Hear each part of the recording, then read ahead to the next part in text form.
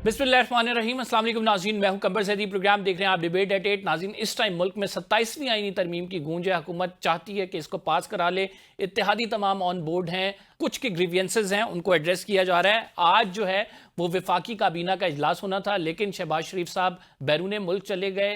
Peoples party ने भी आज इजलास बुलाया हुआ था, इस वजह से ये इजलास जो है विफाकी काबीना का नहीं हो सका। अब कल की बात की जा रही है, क्या कल ये आईनी तरमीम जो है कैबिनेट में पेश कर दी जाएगी, उसके बाद इसके सेनेट में पहले पेश किया जाएगा, फिर नेशनल असम्बली जाएगी। सेनेट में जो है 2 से 3 वोट हैं जो कि हुकूमती इत्तेहाद को चाहिए, जबकि नेशनल असम्बली में उनकी कसरत है।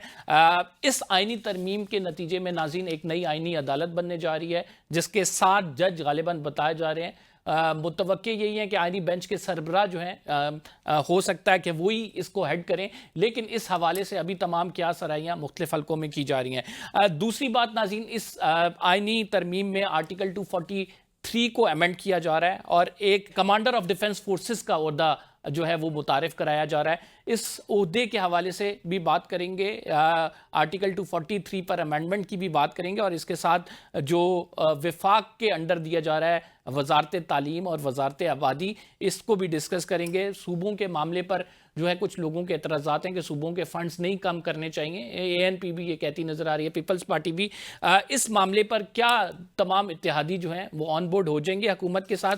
बात करने के लिए हमारे साथ मौजूद हैं साबिक विफाकी वज़ीर कानून बाबर अवान साहब। बहुत शुक्रिया बाबर अवान साहब हमें प्रोग्राम में ज्वाइन करने के लिए। सबसे पहले 27वीं आईनी तरमीम, आपको मालूम है कि 27वीं आईनी तरमीम जो है हुकूमत ये चाह रही है कि वो मंजूर करा ले, उस पर डिबेट जो हो, उस पर जो चीज़ें हों, वो ज़ाहिरी बात है कि अभी उस पर डिस्कस होना है कि किस हद तक जो चीज़ें इसमें लाई जा रही हैं इनकॉर्पोरेट की जाएंगी। आप क्या समझते हैं कि पीपल्स पार्टी इस तमाम मामले पर मान जाएगी या स्मूथली सारा काम होगा? Thank you very much Kanwar for having me. 2-3 बातें मैं पहले आपको पर्सपेक्टिव के तौर पे बताना चाहता हूँ। ये जो दुनिया भर में जो कॉन्स्टिट्यूशनल अमेंडमेंट है, आपको याद है कि इंग्लैंड के एक किंग और जो बैरन्स थे उनके दरमियान लड़ाई हुई, जिसके बाद मैग्ना कार्टा बैठ के उन्होंने सामने मुत्तफ़िका तौर पे लिखा, और गैंग ऑफ न्यूयॉर्क की वॉर्स के बाद अमेरिकन कॉन्स्टिट्यूशन बना और बिल ऑफ राइट आया। इसलिए जो कॉन्स्टिट्यूशन है, हिस्टोरिकली स्पीकिंग, हम तो अभी 78 साल हमारी उम्र है, और इसमें हमने कोई मेरे ख्याल में 84 दफ़ा आइन का उलिया बिगाड़ा है। जो आता है वो उठा के परे रख देता है, वो कहता है जी मैं इसको नहीं मानता, मेरी मर्जी चलेगी। जो असल बात है वो ये है कि ये एक इमरानी मुआहदा है, और पाकिस्तान में, मैं पहला नुकता आपको देने लगा हूँ, पाकिस्तान में ये वाहिद चीज़ है मुतनाज़ा जो नहीं है। बड़ी बड़ी मुकद्दस चीज़ें भी, उनके ऊपर भी तनाज़ात हैं और ओपिनियंस हैं, लेकिन ये वाहिद कॉन्स्टिट्यूशन है 25 करोड़ लोग जिसके ऊपर मुत्तफ़िक हैं।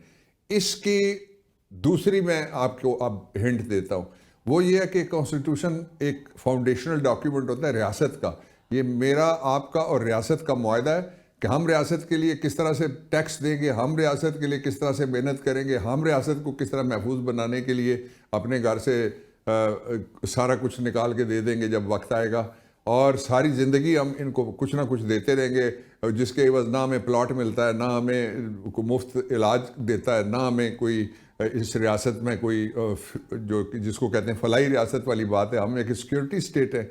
इसलिए सारा पैसा जो है वो मुख्तलिफ 3-4 शोबों के अंदर चला जाता है। 2% हम लगाते हैं हेल्थ के ऊपर और 2% लगाते हैं हम एजुकेशन के ऊपर। वो भी जो लगाते हैं वो रखते हैं, सिर्फ उसमें से पैसे निकाल के हम इधर उधर कर देते हैं, कहते हैं रीअप्रोप्रिएट हमने कर दिया।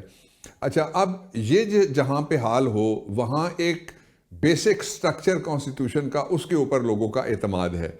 बेसिक स्ट्रक्चर को इस वक्त छेड़ा जा रहा है। मुझे बिल्कुल जो मैं कह रहा हूँ, जिस तरह मुझे पता है दूसरी तरफ कैमरे के आप बैठे हुए, इसी तरह मुझे पता है कि मैं जो बताने लगा हूँ वो आपको हकीकत है।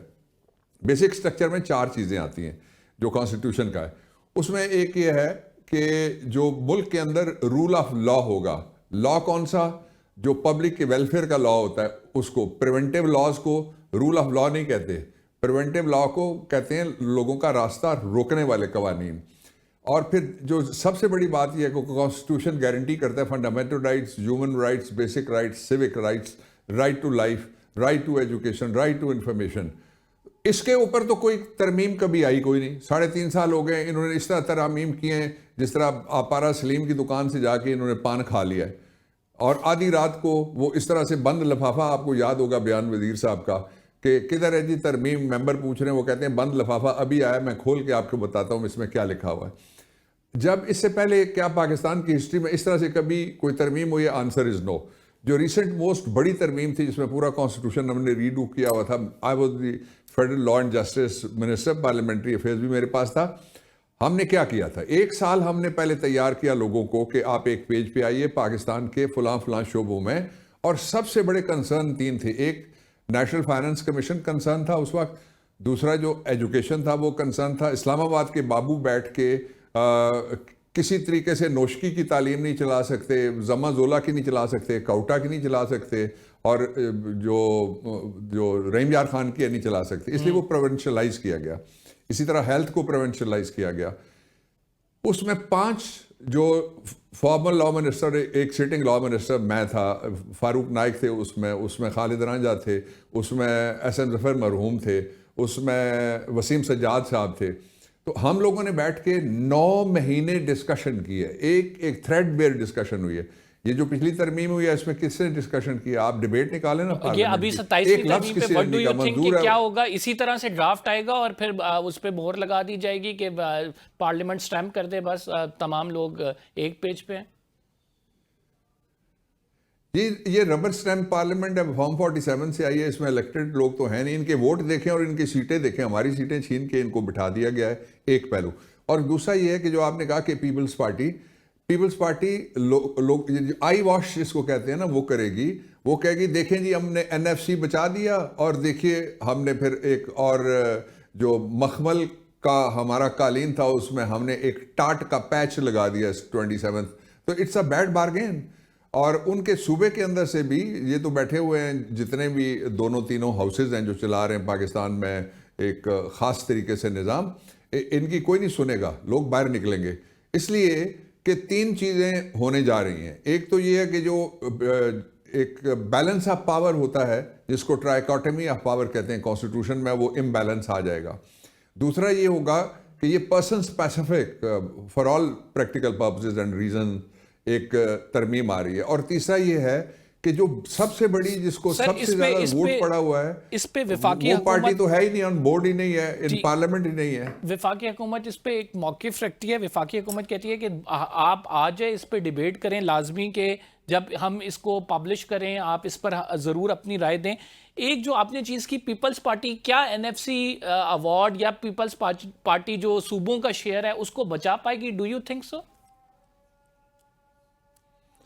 नहीं, उसको तो मेरी इतला तो ये है कि उसको कोई छेड़ने का प्रोग्राम नहीं है। सिर्फ 3 हेड्स हैं, एक हमारे दिफाई अखराजात हैं, दूसरा हुकूमती अखराजात हैं, और तीसरा जो तनख्वाहें बढ़ाने और जो बाबों का कब्रिस्तान बनाना अदलिया को, उस पर जो अखराजात उठेंगे, और एक और बाबा ला के बिठाया जाएगा जो कॉन्स्टिट्यूशनल कोर्ट ये बनाना चाहते हैं, उसमें फिर अपने अपने बाबे वहाँ से करें। ये सूबों में से जो गवर्नमेंट्स हैं वो तीनों वो भेजेंगी, जो फॉर्म 47 वाली सरकार है, इसलिए ऑब्जेक्ट वो नहीं है। दूसरा ये कि किस जगह की डिबेट, एक सेकंड जी, सुनिए ना, किस जगह की डिबेट? हमारा लीडर तो है इमरान खान, उसके साथ हमें मिलने नहीं देते, कौन डिबेट करेगा, कौन मौक़िफ़ अपनाएगा जाके?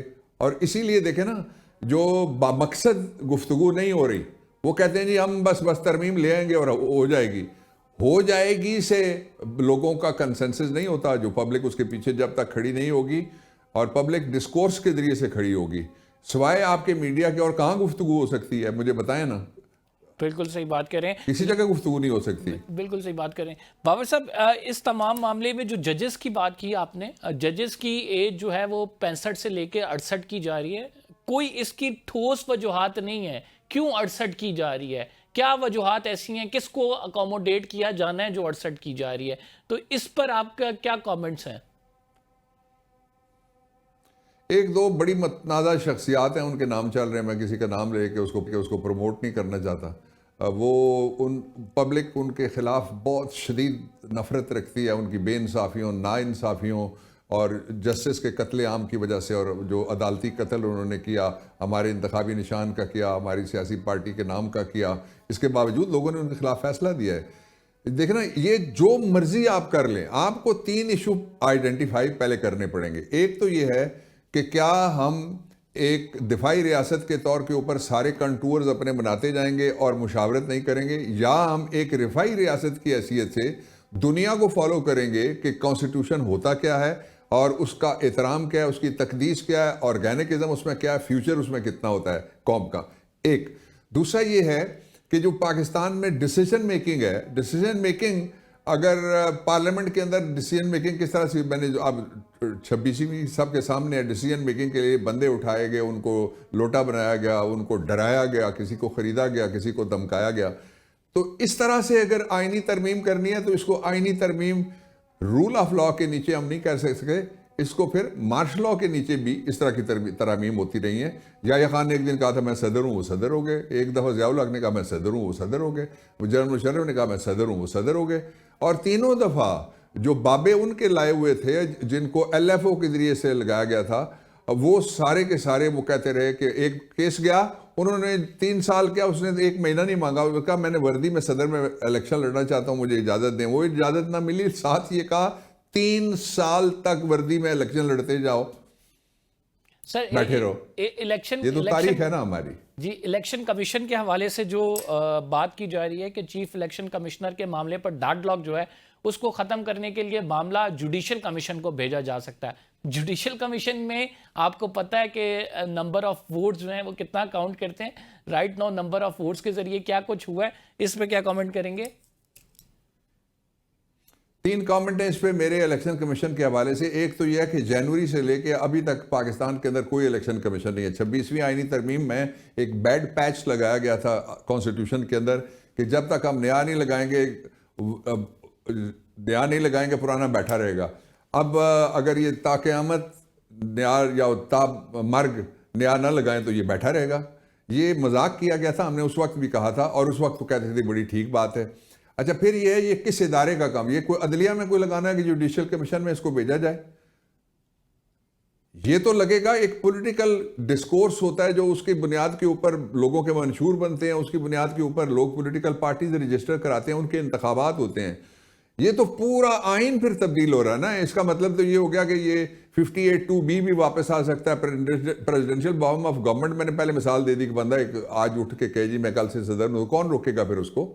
ये इस तरह जो दो और तीसरा ये है कि एक पूरा चैप्टर कॉन्स्टिट्यूशन के अंदर दिया हुआ है और उसमें से एक है appointment of new election commissioner और appointment of the members of the commission. वो सिर्फ एक है। वो सारे का सारा हमने, जिस तरह मैंने कहा कि 1 साल 9 महीने की तकरीबन जिद्दोजहद के बाद हमने ये कंसेंसस किया था कि पार्लियामेंट में बाय पार्टीजन एक बन जाए, कब जो फैसला करे वो कमेटी बन जाए। फिर अगर आउट गोइंग उसमें जो अपोजिशन होती है, गवर्नमेंट खत्म हो जाए तो उसका भी हिस्सा होता है, आउट गोइंग प्राइम मिनिस्टर यानी लीडर ऑफ द हाउस का भी हिस्सा होता है। तो ये कौन लगाएगा फिर? अब सारे काम वो बाबे जो सीढ़ियाँ नहीं चढ़ सकते सुप्रीम कोर्ट ऑफ पाकिस्तान की, रिटायर्ड जजेस हैं, उनको पता ही नहीं, उन्होंने कभी काउंसलर का इलेक्शन नहीं लड़ा हुआ, पब्लिक के सामने ना वो जवाब दें ना उन्होंने वापस जाना है कभी पब्लिक में।